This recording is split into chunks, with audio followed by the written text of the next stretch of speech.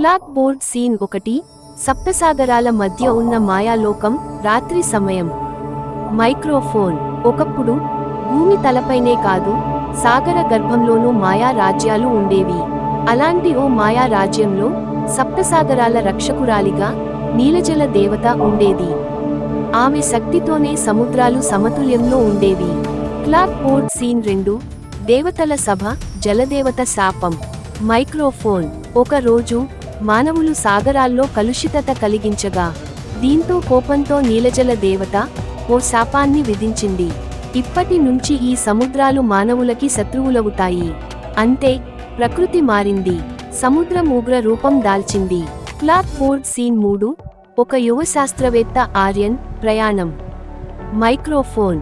తరాల తరబడి శాపం కొనసాగుతూ వస్తోంది.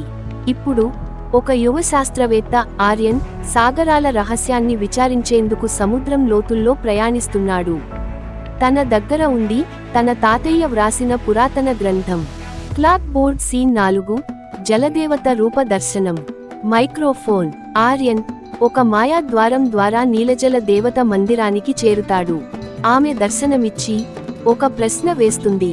నీ మనుషుల కోసం శాపాన్ని తీయమంటావా? వారు ప్రకృతిని ప్రేమిస్తారా? ఆర్యన్ స్పందన ఆమెను ఆశ్చర్యపరిచింది. క్లాక్ బోర్డ్ సీన్ 5 శాప విమోచనం. కొత్త ఒప్పందం. మైక్రోఫోన్. ఆర్యన్ భూమివాసుల తరపున శాంతి ఒప్పందం చేస్తాడు. దేవత ఓ నియమంతో శాపాన్ని తొలగిస్తుంది. ప్రకృతిని గౌరవించే వారికే సాగరం అనుగ్రహిస్తుంది. అప్పటి నుంచి సాగరాలు మళ్లీ జీవానికి ఆధారంగా మారాయి.